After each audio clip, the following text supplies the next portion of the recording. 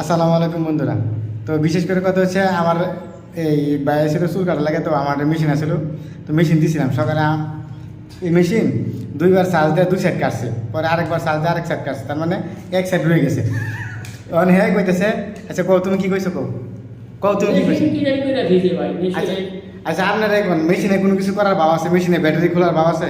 চুল কাটার মেশিনে কি ব্যাটারি খোলার ভাব আছে ভাই? ব্যাটারি খোলার ভাব আছে? তাহলে তুমি যে আমারে কইতেছো যে ভাই আমি ব্যাটারি খুলে দিচ্ছি, এটা কি, এটা তুমি গপ করলা? এটা তোমার মেশিন দিছি আমি ভালোবাসা। আচ্ছা চুল এক সাইড কাটা হয়েছে, ওকে সমস্যা নেই, আরেক সাইড তো রয়েছি, তাকে আরেকবার কাটবো, সমস্যা কি? ঠিক আছে, মেশিন তো আমার, যতবার সাজবে ততবার কাটবো। তোমার মাথা আমার মেশিন, ঠিক আছে? হ্যাঁ, তোমার মাথা আমার মেশিন, ঠিক আছে? তুমি এটা কথা ঠিক করো না কিন্তু।